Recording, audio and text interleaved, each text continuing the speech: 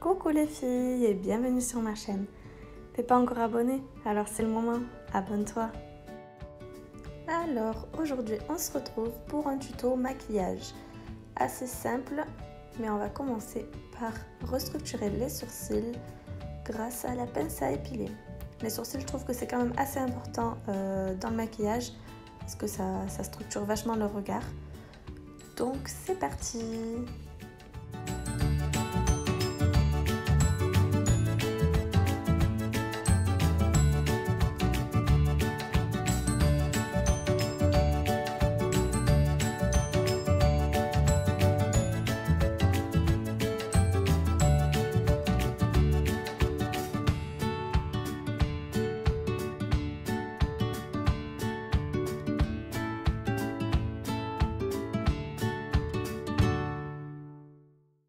Et voilà, une fois que c'est terminé, on passe au fond de teint. Donc là, j'utilise un fond de teint de chez Kiko que j'ai déjà préalablement mis sur ma peau, des petites doses par-ci par-là, et que j'étale grâce à l'aide de la brosse de chez Action, que j'ai en plusieurs tailles, mais c'est vrai que j'utilise très souvent la grosse taille, comme vous allez pouvoir le voir dans la vidéo.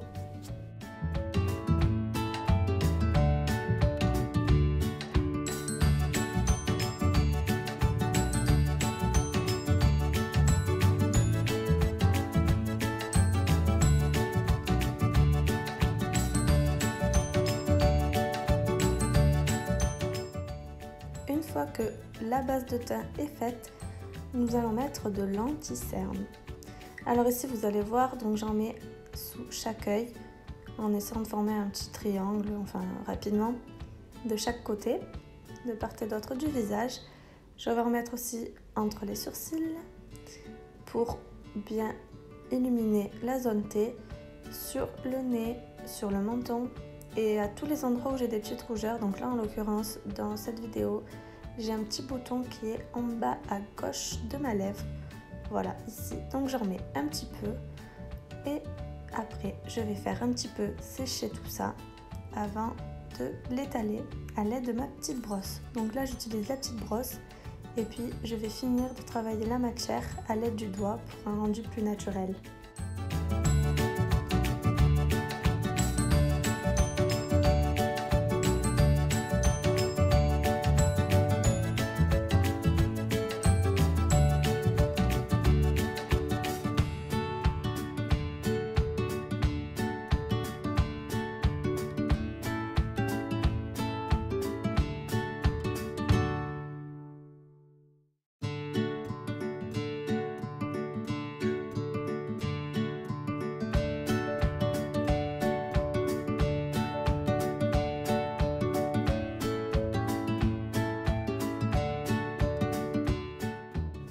Donc à présent, nous passons au contouring.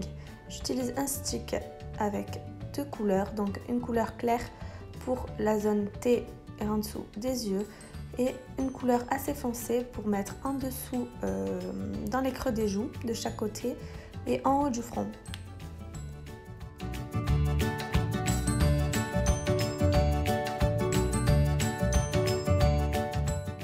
Voilà le résultat du contouring avec la matière posée. Il ne me reste qu'à étaler à l'aide de la brosse. Alors je commence par la couleur foncée de part et d'autre du visage. Donc comme vous pouvez le voir dans la vidéo, je commence du centre du visage, je remonte vers l'extérieur du visage pour pouvoir étirer la matière et que ça fasse un rendu naturel.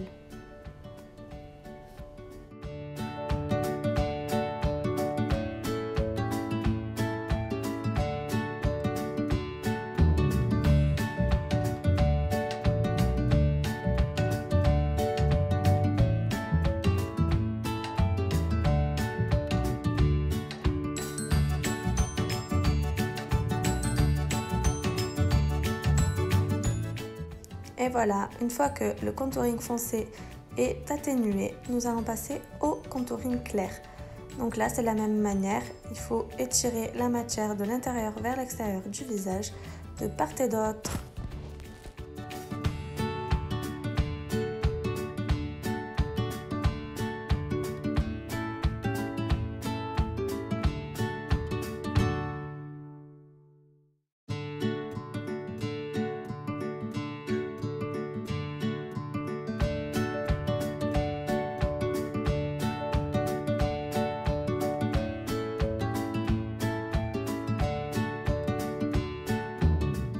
Une fois le contouring stick terminé, nous allons accentuer celui-ci à l'aide de poudre. Donc là j'utilise une poudre de chez Kiko qui est complètement cassée. Donc à l'aide du pinceau de chez Action, je remets sur toute la zone T, donc sur la zone sur laquelle j'ai mis de l'anti-cerne et le contouring clair. Et puis pour le contouring foncé, j'utilise donc la poudre de chez Action qui est un peu plus foncée et je vais en mettre aux endroits où j'ai mis le foncé.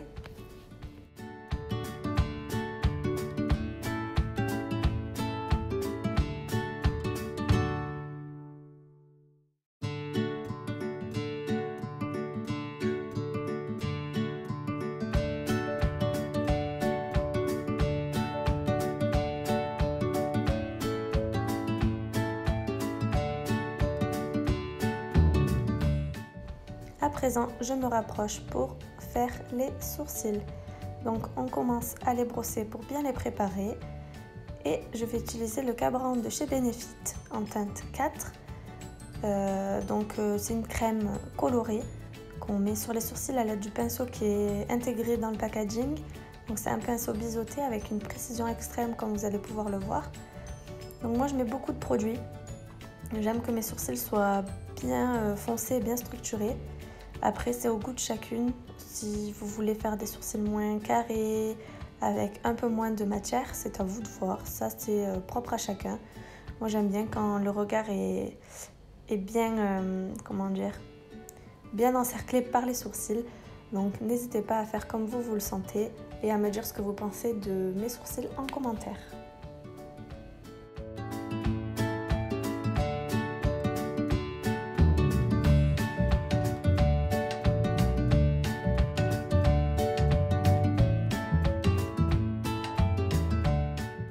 Une fois que les sourcils sont terminés, je vais venir avec l'anti-cerne faire un contouring des sourcils. Je peux prénommer ça comme ça. En fait, je vais mettre de l'anti-cerne au bord des sourcils pour vraiment délimiter le tracé en fait.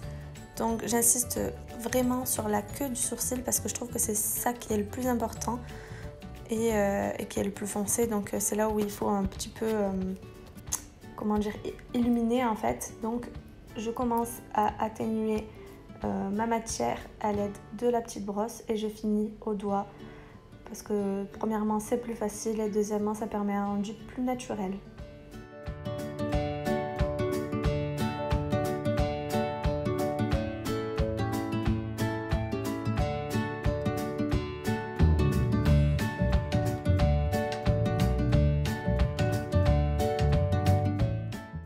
À présent, je vais passer à l'eyeliner. Donc comme vous allez pouvoir le voir, mon eyeliner est en fin de vie. Je vais en acheter un nouveau. Donc moi c'est celui de chez Kiko. Ça fait un bail que je l'ai. Je ne saurais même pas dire combien de temps ça fait que je l'ai. Mais bon, là il commence à être vraiment fatigué.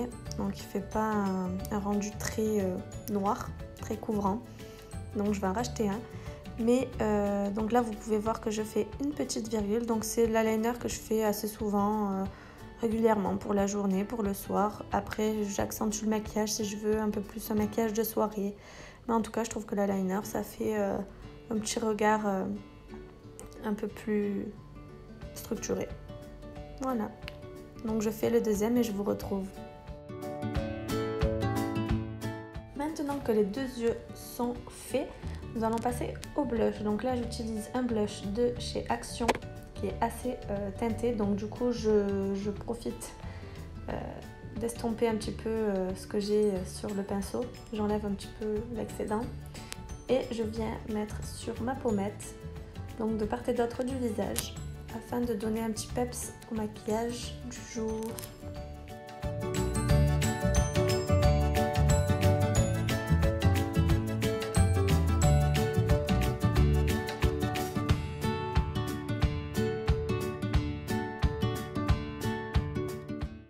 Maintenant, c'est au tour du mascara. Donc, j'ai préalablement mis mes cils au recourbe-cils. Et maintenant, donc j'utilise le mascara de chez Kiko, qui sont actuellement à 3,95 €. Et donc, je pars du ras de cils et je remonte en zigzagant vers le haut. Donc, vous pouvez bien le voir dans la vidéo. Donc j'utilise ce mascara qui a une brosse en silicone. Je l'ai aussi en brosse à poils et les deux sont vraiment bien. Je l'ai aussi en waterproof, ils sont géniaux. Donc n'hésitez pas à les utiliser. Ah là, une petite bêtise. J'en ai mis un petit peu, mais comme je vous ai montré dans la vidéo précédente, il ne faut pas toucher, il faut attendre que le maquillage soit sec. Et à l'aide du coton-tige, vous enlevez et ça, on n'y voit que du feu. Et maintenant, c'est au tour de l'highlighter. Donc j'utilise un highlighter en stick de chez Action, doré. Donc je mets de part et d'autre des pommettes. Donc je mets la matière et puis je l'étale à l'aide du doigt pour que ça fasse quand même un petit peu plus fondu. Et donc je le fais des deux côtés. Ensuite j'en mets un petit peu sur le bout du nez et sur l'arc de Cupidon, donc le creux de la lèvre.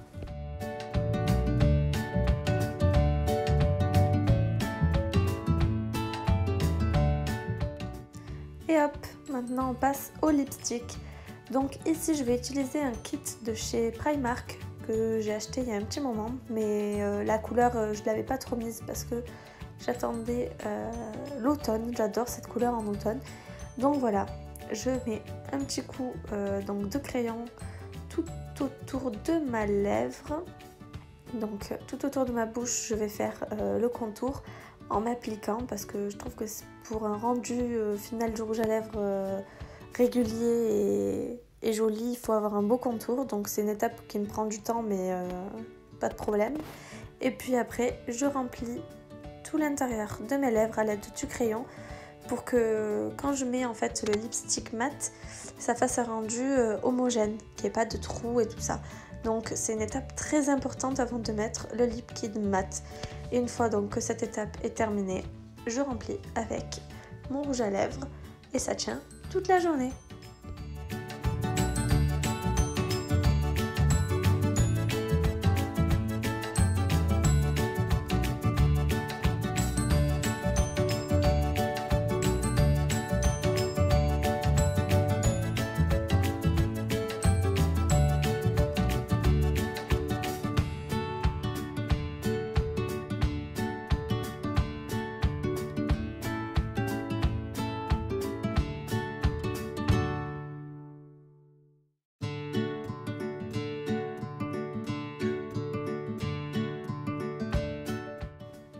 Voilà, alors la rouge à lèvres terminée. Et pour finir donc cette bouche en beauté, nous allons utiliser l'anti-cerne. Donc je vais en mettre légèrement en bas de la lèvre et en haut pour bien en fait faire le contour de la lèvre au cas où il y a eu des petits dépassements et tout ça, et pour bien en fait délimiter. Et je trouve que ça se voit en fait. Peut-être que vous le verrez pas très bien dans la vidéo, mais je trouve qu'en vrai ça délimite vraiment bien les lèvres, surtout avec des couleurs foncées comme ça. Ça fait ressortir la bouche et ça fait une bouche un peu plus pulpeuse. Voilà. Donc là, le maquillage est terminé. Et maintenant, je vais vous montrer avec la mise de faux cils. Donc ça, c'est seulement une étape pour celles qui veulent. Donc voilà, le faux cils que j'utilise, qui est un petit peu costaud, qui n'est pas très naturel, mais j'adore. Et le rendu final. Donc si vous avez aimé la vidéo, n'hésitez pas à mettre un pouce vers le haut et à vous abonner. Et viens aussi me retrouver sur mes autres réseaux qui sont Snapchat et Instagram. Gros bisous les filles!